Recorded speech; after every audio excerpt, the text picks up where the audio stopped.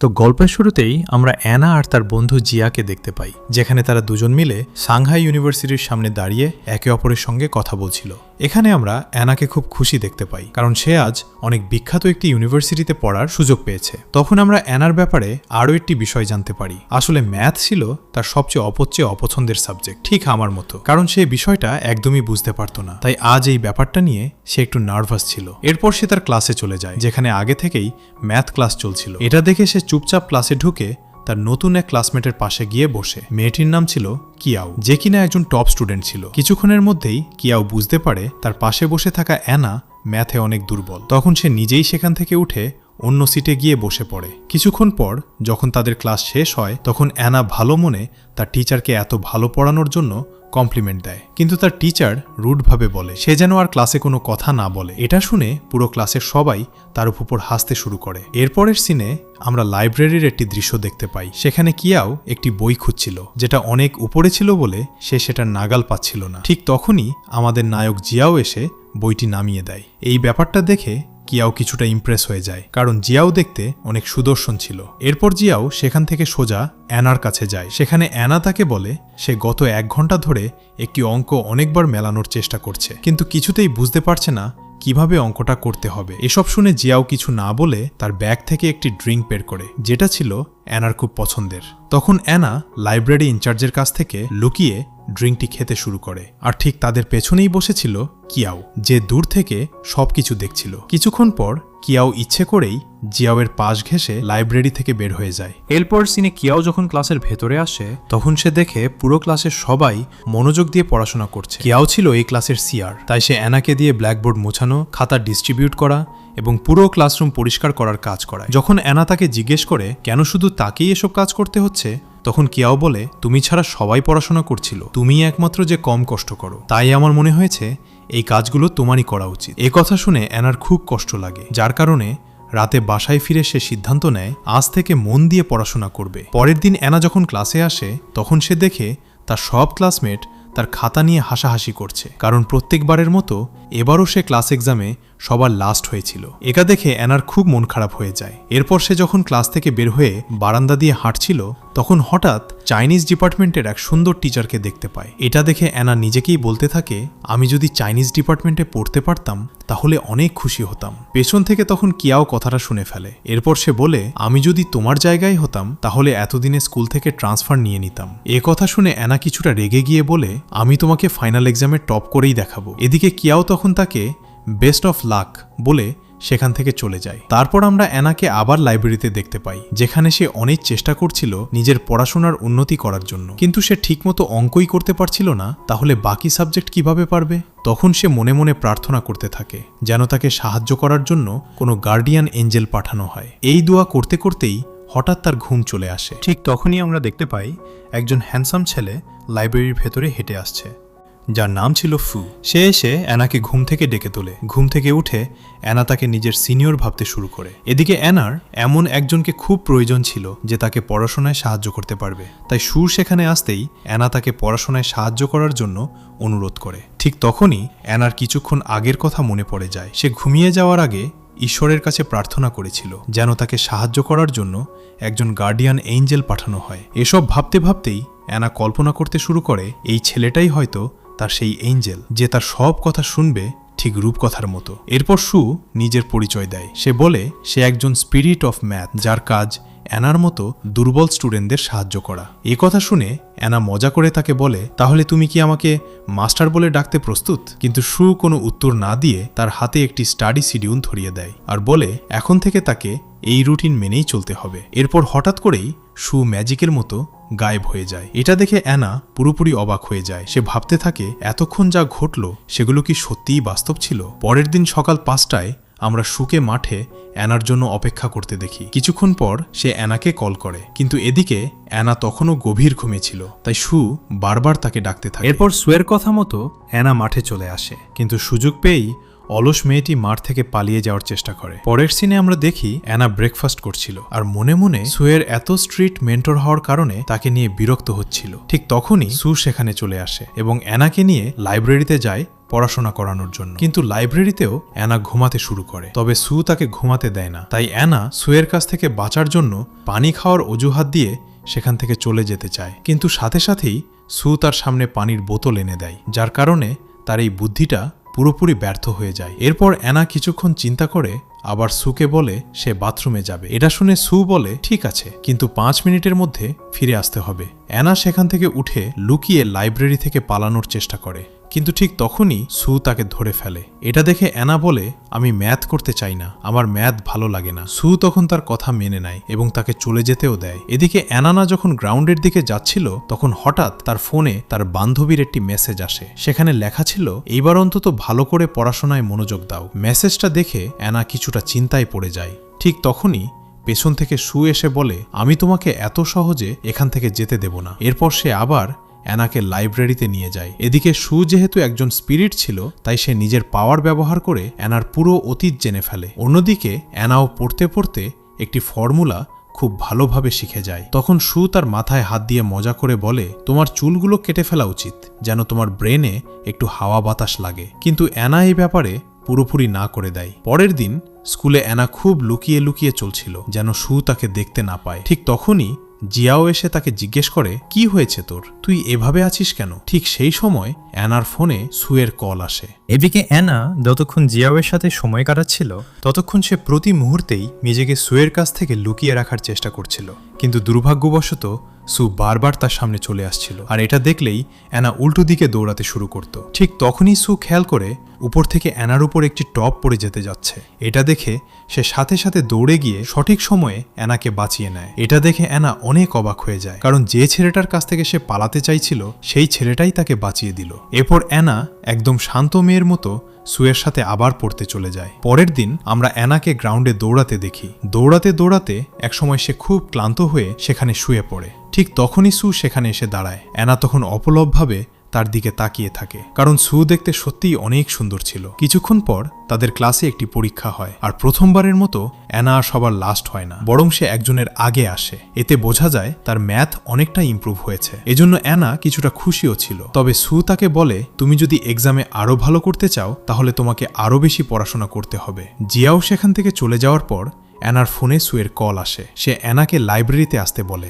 লাইব্রেরিতে যাওয়ার পথেই অ্যানা দেখে একটি মেয়ে সুয়ের পা ধরে বসে আছে। এটা দেখে অ্যানা অবাক হয়ে ব্যাপারটা জিজ্ঞেস করলে সু বলে হাঁটার সময় ধাক্কা লাগার কারণে মেয়েটা পড়ে গিয়েছিল, এখন সে আমাকে তাকে কোলে করে নিয়ে যেতে বলছে। এ কথা শুনে অ্যানার মাথায় একটি বুদ্ধি আসে। তখন সে মেয়েটিকে বলে সু আমার বয়ফ্রেন্ড। এ কথা শোনার পর মেয়েটি কিছুক্ষণ পর নিজেই উঠে সেখান থেকে চলে যায়। এরপর তারা যখন লাইব্রেরিতে পৌঁছায় তখন সু অ্যানাকে জিজ্ঞেস করে তুমি এমন কথা কেন বললে? তখন অ্যানা বলে আমি শুধু পরিস্থিতিটা সামলানোর জন্য এমন বলেছি। এ কথা শুনে সু তাকে শাস্তি হিসেবে জিওমেট্রির একটি ফর্মুলা 100 বার লিখতে দেয়।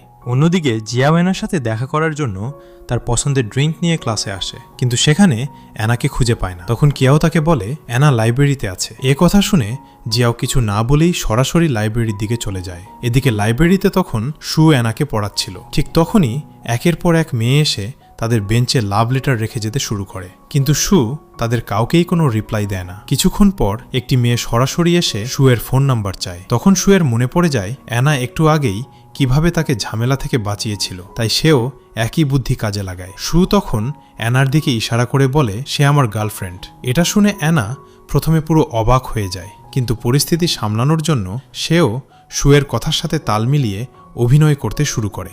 অ্যানা সুয়ের কথার সাথে তাল মেলাতেই সেই মেয়েটিকে পুরোপুরি বিশ্বাস করানোর জন্য সু সবার সামনেই অ্যানার কপালে কিস করে। এটা দেখে মেয়েটি সাথে সাথে সেখান থেকে চলে যায়, আর অ্যানা পুরো অবাক হয়ে যায় সুয়ের এমন আচরণে। এই দৃশ্যটা আবার জিয়াও আড়াল থেকে দেখে ফেলে, আর সেটা দেখে সে কিছুটা রেগে যায়। তাই সে অ্যানার কাছে গিয়ে জিজ্ঞেস করে সু কি তোমার বয়ফ্রেন্ড? তখন অ্যানা বলে না, আসলে তার ফ্যান ফলোয়াররা যেন তাকে ডিস্টার্ব না করে আর আমাকে নিয়েও যেন ঝামেলা না হয়, তাই সে এমন করেছে। এ কথা শুনে জিয়াও অ্যানাকে বলে তুমি আর কখনো এরকম কাজ করো না। এটা বলেই সে নিজের আনা ড্রিঙ্কস সেখানে রেখে চলে যায়। এরপর আমরা জিয়াওকে মাঠে বাস্কেটবল খেলতে দেখি। কিছুক্ষণ পর কিয়াও সেখানে পানি নিয়ে আসে এবং বলে আমি অ্যানার ক্লাস মনিটর। এটা শুনে জিয়াও তাকে বলে তাহলে একটু অ্যানার খেয়াল রেখো। অন্যদিকে আমরা আবার লাইব্রেরিতে ফিরে আসি। সেখানে অ্যানা একটু আগে ঘটে যাওয়া ঘটনার কারণে অনেক ডিস্টার্ব হয়েছিল। তখন সু তাকে জিজ্ঞেস করে তোমার কি ম্যাথের ফর্মুলাটা মুখস্থ হয়েছে? অ্যানা তখন বলে না, এখনো হয়নি। এ কথা শুনে সু রেগে গিয়ে বলে, আজকের মতো এখানেই ক্লাস শেষ। এরপর সে সেখান থেকে চলে যেতে শুরু করে। এটা দেখে অ্যানাও তার পেছনে যেতে থাকে এবং বলে, আমি একটু আগে যা হয়েছে সেগুলোর কারণে ডিস্টার্ব ছিলাম, তাই ঠিকমতো মনে রাখতে পারিনি, এজন্য তুমি আমাকে দোষ দিতে পারো না। তখন সু বলে, ঠিক আছে, কিন্তু 100 বার লেখার পরও যদি তোমার ফর্মুলাটা মনে না থাকে তাহলে এবার আমি অবশ্যই তোমাকেই দোষ দেব। পরের দিন আমরা তাদের আবার লাইব্রেরিতে দেখি। সেখানে অ্যানা পড়াশোনার বদলে একের পর এক গল্প করেই যাচ্ছিল। এটা দেখে সু বিরক্ত হয়ে আগের দিনের হোমওয়ার্কের কথা জিজ্ঞেস করে এবং ফর্মুলাটার ব্যাপারে জানতে চায়। তখন অ্যানা বলে, আমার এখনও পুরো ফর্মুলাটা মনে নেই। এ কথা শুনে সু রেগে সেখান থেকে উঠে চলে যেতে নেয়। ঠিক তখনই তার সামনে এসে দাঁড়ায় ইউবিন, যে ছিল spirit of Chinese and history ডিপার্টমেন্টের দায়িত্বে থাকা একজন প্রফেসর। ইউবিন তখন সুকে জিজ্ঞেস করে, তুমি কেন অ্যানার পিছনে এত লেগে আছো? তখন সু উত্তর দেয়, অ্যানা শুধু আমার স্টুডেন্ট। এ কথা বলেই সে সেখান থেকে চলে যায়। পরের দিন সকালে অ্যানা যখন ফিল্ডে দৌড়ানোর জন্য আসে তখন সেখানে সে সুকে দেখতে পায় না, তাই সে খুশি মনে সেখান থেকে চলে যায়। এরপর সে লাইব্রেরিতে গেলেও সেখানেও সুকে দেখতে পায় না। এতে অ্যানা কিছুটা চিন্তায় পড়ে যায়। সে ভাবতে থাকে, হঠাৎ করে সুয়ের কি হলো? সে কেন আমাকে আর গুরুত্ব দিচ্ছে না? সকালেও আসেনি, এখন লাইব্রেরিতেও নেই। এসব ভাবতে ভাবতেই এরপর অ্যানা আর ইউবিন দুজন মিলে লাইব্রেরি থেকে অনেকগুলো হিস্ট্রি আর নভেলের বই নিয়ে আসে, যেগুলো তারা অনেক আনন্দের সাথে পড়তে থাকে। তারপর ইউবিন অ্যানাকে নিয়ে ইউনিভার্সিটির পাশের সমুদ্রের ধারে যায় যেন সে সুন্দর সূর্যাস্ত দেখতে পারে। ইউবিন এসব করছিল যাতে অ্যানার মন ভালো থাকে এবং সে কবিতা আর গল্পের সৌন্দর্য বাস্তবে অনুভব করতে পারে। এভাবে কিছুটা সময় কাটানোর পর রাত হয়ে যায়। তখন অ্যানা ইউবিনকে পুরো দিনের জন্য ধন্যবাদ জানিয়ে সেখান থেকে চলে যায়। ঠিক তখনই পিছন থেকে সু বের হয়ে আসে। আসলে সে সারাদিনই তাদের পেছন পেছন ঘুরছিল। সু বের হয়ে এসেই বলে, ইউবিন, তুমি যে ডিপার্টমেন্টেরই হও না কেন, অ্যানার থেকে দূরে থাকবে।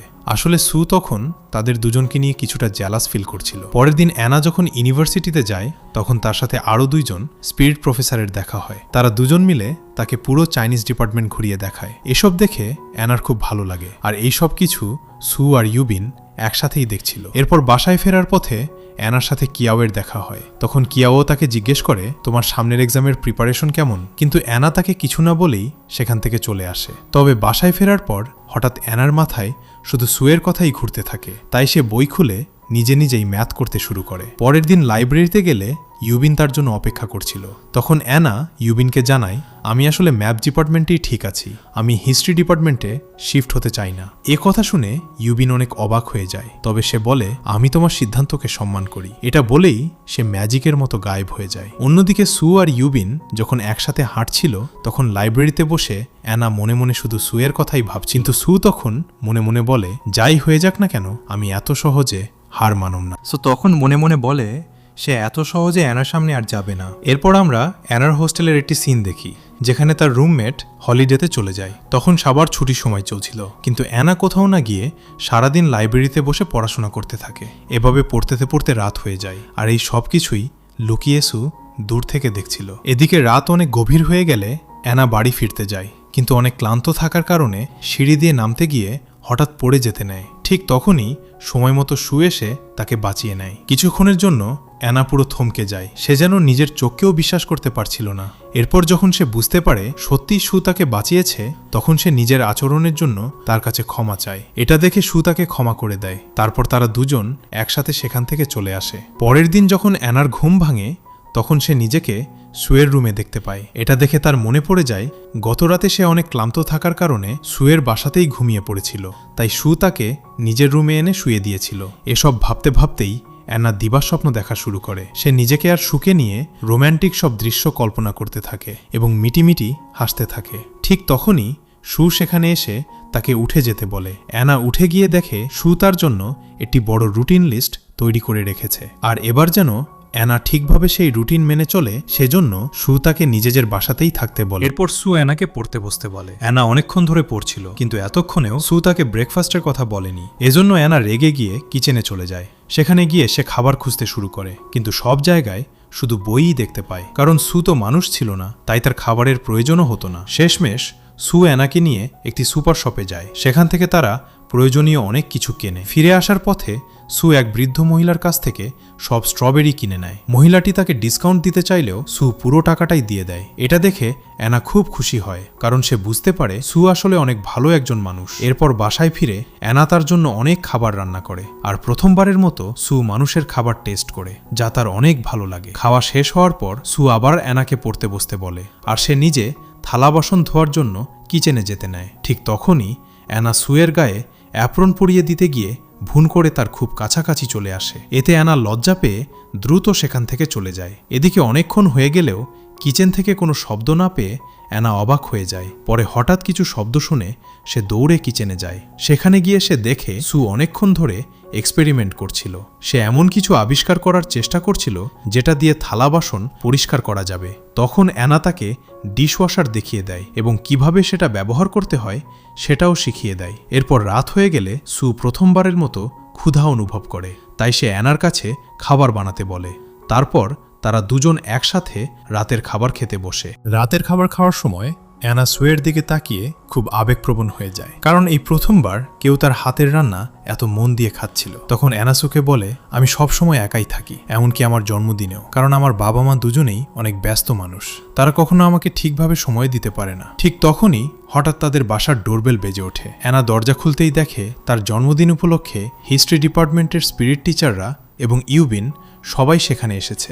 এরপর সবাই মিলে খুব সুন্দরভাবে তার জন্মদিন উদযাপন করতে শুরু করে। সেই সময় সু অ্যানাকে একটি গিফট দেয়। গিফট খুলে অ্যানা দেখে সেখানে একটি ম্যাথের বই রয়েছে। এটা দেখে সে মনে মনে বলে, এই ছেলেটার মনে কি একটুও রোম্যান্স নেই। এরপর জন্মদিনের পার্টিতে অ্যানা অন্য স্পিরিটদের সাথে কথা বলতে বলতে জানতে পারে প্রত্যেক সাবজেক্টের জন্য আলাদা আলাদা স্পিরিট রয়েছে। তারা শুধু সেই সব স্টুডেন্টদের কাছেই যায় যাদের তাদের সবচেয়ে বেশি প্রয়োজন হয়, অর্থাৎ যারা সবচেয়ে বেশি দুর্বল, তাদের কাছেই তারা আসে। তখন অ্যানা বুঝতে পারে কেন আসলে সু তার কাছেই এসেছিল। অন্যদিকে তখন জিয়াওয়ের হঠাৎ মনে পড়ে যায় আজ অ্যানার জন্মদিন, তাই সে দূরে থেকেও ভিডিও মেসেজের মাধ্যমে অ্যানাকে বার্থডে উইশ পাঠায়। এরপরের সিনে আমরা দেখি সবাই মিলে খুব আনন্দ করছিল এবং অ্যানা অনেকটা ড্রিঙ্কসও করে ফেলে, কিন্তু সু এক কোনায় বসে শুধু সবকিছু চুপচাপ দেখছিল। অতিরিক্ত ড্রিঙ্কস করার কারণে অ্যানা তখন একটি রোম্যান্টিক গান গাওয়া শুরু করে আর সবার সামনেই সুকে বলে, সু আমি তোমাকে ভালোবাসি।